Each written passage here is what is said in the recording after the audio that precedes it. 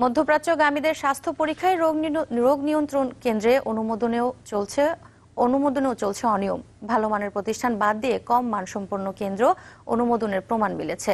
এক ব্যক্তি ও তার পরিবারের সদস্যরাই পেয়েছেন একাধিক কেন্দ্রের অনুমোদন, এমন উদাহরণও আছে। মধ্যপ্রাচ্যগামীদের স্বাস্থ্য পরীক্ষায় হয়রানি ও অনিয়ম নিয়ে এমদাদুল হকের দুপর্বের অনুসন্ধানী প্রতিবেদনের শেষটি আজ। ছবি তুলেছেন হারুনুর রশিদ।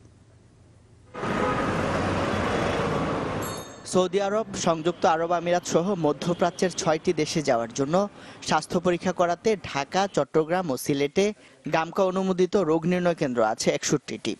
অভিযোগ রয়েছে এসব কেন্দ্র নির্ধারণেও হয় নানা অনিয়ম। অনুসন্ধান বলছে, চট্টগ্রামে ভালো মানের রোগ নির্ণয় কেন্দ্র বাদ দিয়ে গামকার লাইসেন্স দেওয়া হয়েছে কম যোগ্যতা সম্পন্ন কেন্দ্রকে। এক্ষেত্রে নানা উপায়ে গামকার নেতৃস্থানীয়রাই নিয়েছেন একাধিক রোগ নির্ণয় কেন্দ্রের অনুমোদন।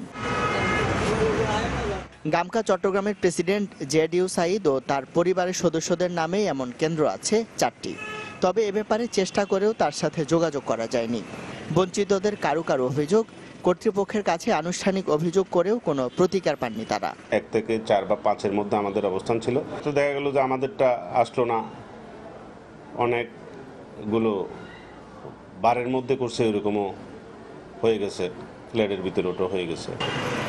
শুধু কেন্দ্র নির্ধারণী নয়, রয়েছে আরও অনিয়ম। লাইসেন্স প্রাপ্তির শর্ত হিসেবে বিদেশগামীদের ছাড়া অন্যদের টেস্ট না করানোর কথা থাকলেও অনেক কেন্দ্র তা মানছে না। এছাড়া খরচ চালানোর নামে বিদেশগামীদের কাছ থেকে মাসে অন্তত ২০ লাখ টাকা আদায় করছে গামকা, যার কোনো সদুত্তর দিতে পারেনি সংস্থাটির কর্মকর্তারা।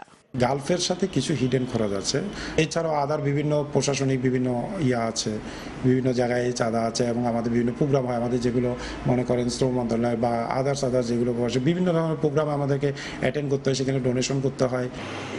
স্বাস্থ্য পরীক্ষা খাতে শৃঙ্খলা না ফিরলে বিদেশগামীদের হয়রানি কমবে না বলে মনে করেন এই অভিবাসন বিশ্লেষক। যে অনিয়মগুলো হচ্ছে, এটা শুধু অন্যায় নয়, একটা অমানবিক ব্যাপারও।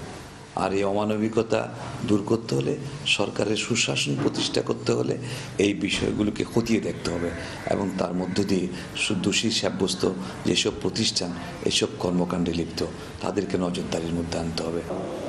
তবে রোগ নির্ণয় কেন্দ্র নির্ধারণে অনিয়ম খতিয়ে দেখার কথা বলছে সংশ্লিষ্ট মন্ত্রণালয়। এইগুলি আমরা খুব কঠিনভাবে দেখছি এবং ইন ফিউচার আমরা চাবো যে যে কোনো প্রতিষ্ঠান যেন আমাদের মন্ত্রণালয়কে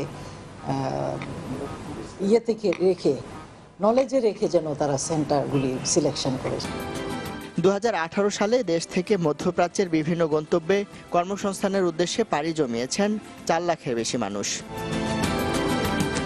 ইমদাদুল হক, চ্যানেল 24, চট্টগ্রাম।